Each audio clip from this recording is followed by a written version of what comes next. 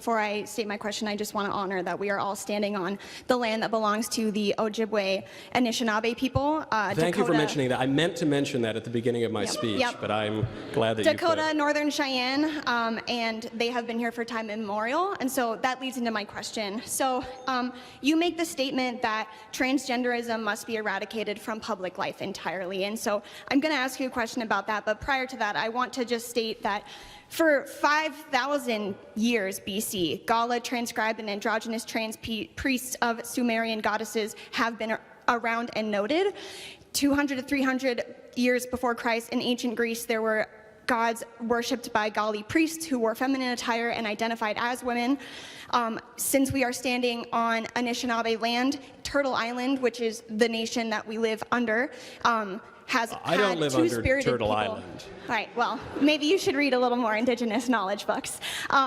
Indigenous communities have used two-spirit personas for the entirety of their culture, and so that leads me to my question. When you say that transgenderism must be eradicated from public life entirely, I ask you, Mr. Knowles, how can we eradicate something that has been here as long as humans have? Well, yeah, there have been all sorts of crazy, terrible ideas for a very long time, too.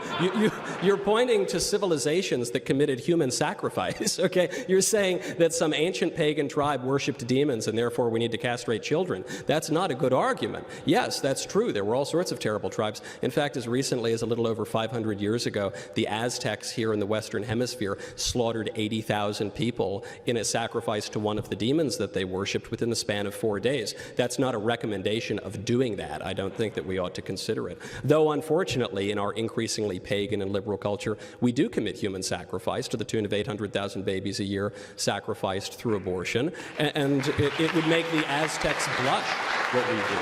But that doesn't make it the right thing. You refer to a notion that is increasingly popular on the left, which is the idea of the two-spirit among various indigenous tribes. That is not real. That is a contrivance of white liberals in America. There have been various conceptions of sex and gender for all of human history, but the idea of the two-spirited indigenous intuition of some modern transsexual living in New York City who's a man who very much desires to be a woman, that is a complete fiction. You will not find that in literature dating very far back.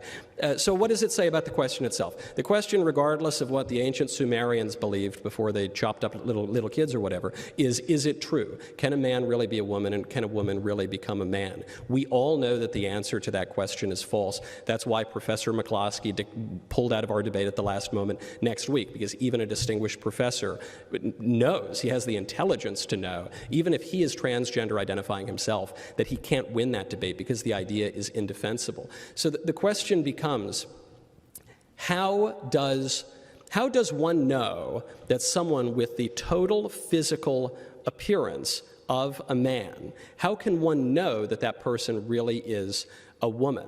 Do you have an answer to that question? To clarify, you're asking how can somebody know if they are a woman? And how can I know if that person is a woman? If not by the physical attributes, their natural and enduring biological sex. What's the alternative to that?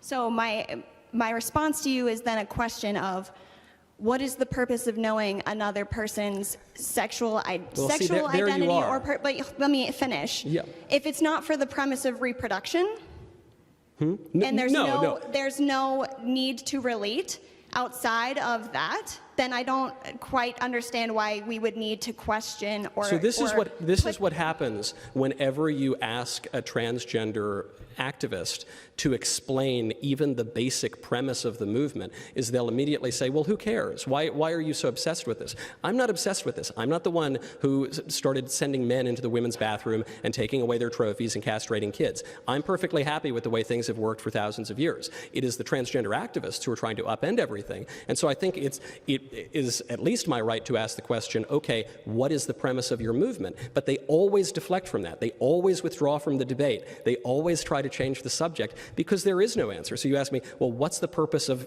why do you even care? What's the purpose of knowing someone's biological sex? Well, for starters, because we have civil rights specifically for women in the United States. We have special bathrooms for women. We have special sports leagues for women. We have all sorts of special places and rights and privileges and that are for women that are not for men. So if now some men, people who, at the very least, appear to be men, are claiming a right to go into those women's bathrooms, then we either have to abolish all of the special rights and privileges that have existed for women for all of human history and are enshrined in our law, or they need to explain to me how those men are actually women. And they can't do the latter, and I'm not willing to do the former, and I don't think women across this country are willing to do the former, even if a few people have been so ideologically blinded that they would give in to this kind of an absurdity.